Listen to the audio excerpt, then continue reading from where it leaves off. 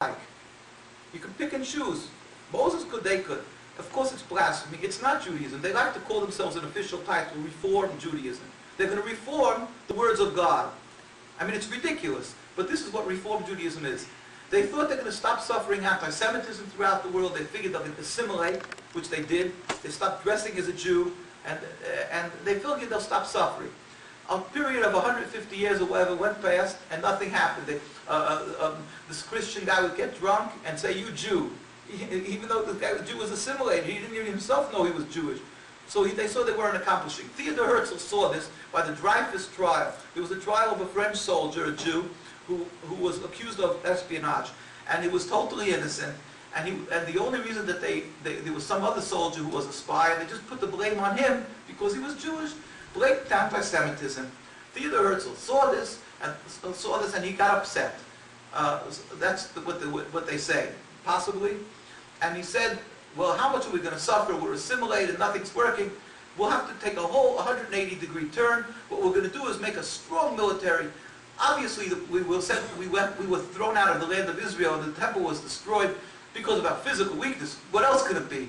I mean, again, he had God, he had taken out of the equation way before. So he looked at it as a physical inequity, a physical problem, the whole that the Jews were suffering and going from country to country, and the logical solution would be to create some military, strong military, to create a land-based movement.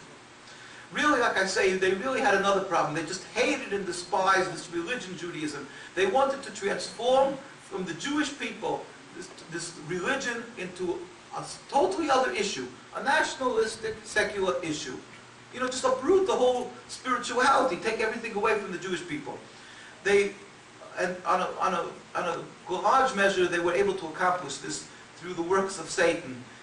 What happened was, they decided, they first wanted to go to Uganda. When he came up with this theory that they have to have a base, a land, to stop suffering anti-Semitism, they have to go somewhere, and they'll become a strong military, and that will be the solution to the problems of the Jews are suffering. They wanted to go to Uganda. This is very well known in their history, and they wanted to go to a lush land. But then what happened was they saw that the Jews won't follow them. It may be nice theories they have, but how are they going to get the vast majority of Jews to follow them? So what they did was they said, we have a very simple solution. We're going to approach the Jews and say, your yearning is to return to the land of Israel. Isn't that true? Sure, of course. But so we're going to be the eschalta de geula, the beginning of redemption. We are the beginning of redemption. What you're yearning for, what God wants. We're not exactly redemption. I mean, there's a lot of problems involved here, but we're the eschalta, that's a Hebrew word meaning the beginning of redemption. That was a coined phrase by the Zionists. Of course, the rabbis looked at them and they said, you're a bunch of con artists, know who you are, look who you are. I mean, it's ridiculous. You're the beginning of God. We're waiting 2,000 years and suffering and trying to be close to God. And you people, heretics, rebellious people who eat pork, don't, who desecrate the Sabbath, everything wrong. And God sent you to take us out of exile. And in what manner? Through a military maneuvers. I mean, it's just ridiculous. But this is what they sold, and there was many people who are ignorant in Europe or whatever, and this is how they were able to approach them, with this comment of eschalta de geula. The rabbis stood in opposition. All the rabbinical authorities universally, from the spectrum of religion, if it was the Hasidic movement who dressed like I do, or Sephardic Jews from Morocco, Tunisia, Spain, the African countries, Middle East, any of these, they all stood in opposition, besides a handful. But the vast majority stood in opposition, and they didn't allow the Zionists even to come into their communities. They were ostracized because these were heretics, these were rebellious people. And they didn't have a foothold in the Jewish community. Then later, because what the Jewish people went through by Hitler, the Zionists were able to start to have an insurgence on the Jewish people, were able to sort of to break into the Jewish communities. The history, the time again is short. I can't go into it, but we have it on our site. They actually had worked in collusion in certain aspects with Hitler. They want the Jews sent up to Palestine. They worked, and they were willing to give the properties of the Jews in Germany in order that they should have the Jews going there. We have books how they worked. The Hungarian Jews were actually murdered because the Zionists they thwarted the efforts of the rabbis to have the Jews saved in Hungary. We have documentation of that. Our greatest rabbis were dealing in Hungary. The Germans were desperate. It was the last year of the war, 1944, when the Germans approached Hungary.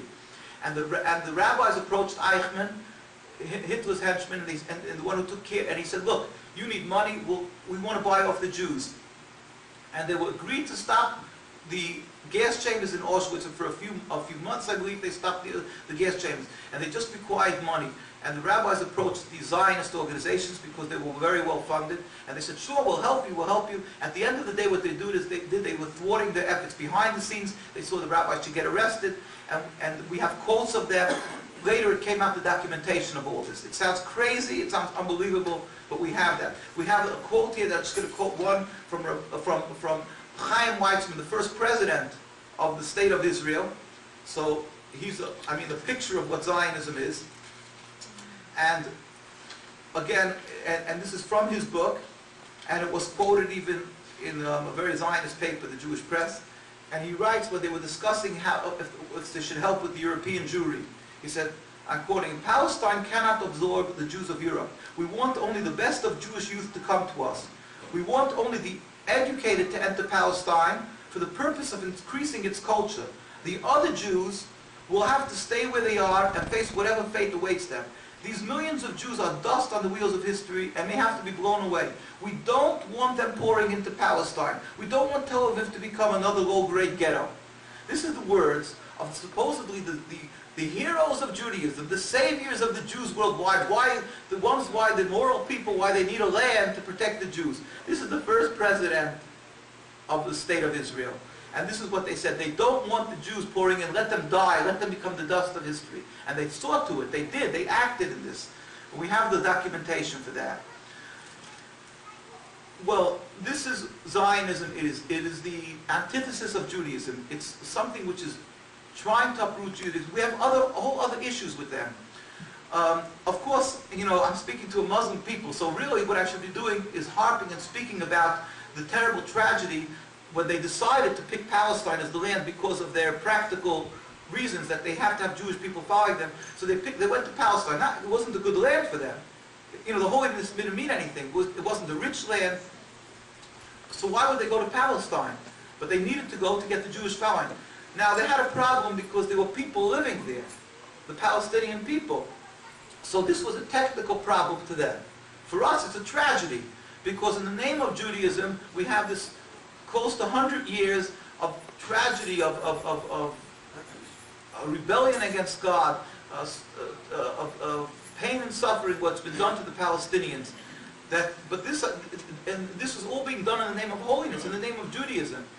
And so it's something which is for us a humiliation, it's embarrassment, it's a pain. And every time through the years we hear another thing in action that emanated from the State of Israel. It's something which, we have no words. It's a knife in us constantly, and we can't, our voices are not heard when we speak out, which we do speak out. It's just a tragedy.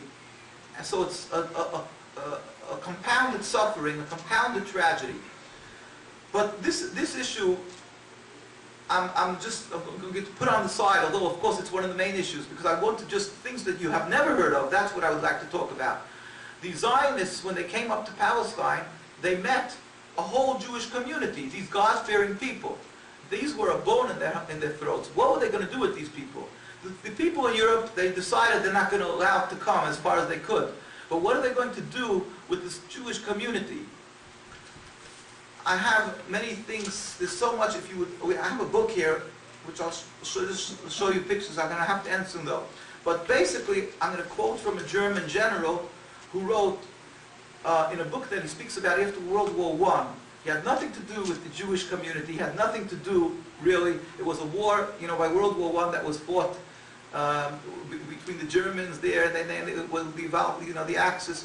And here, after the war, he wrote a book about the maneuvers, the military maneuvers of World War I. And it was in the Haaretz archives, which is a Zionist paper, they speak about the book in a book review because it was translated into Hebrew by Uri Drami.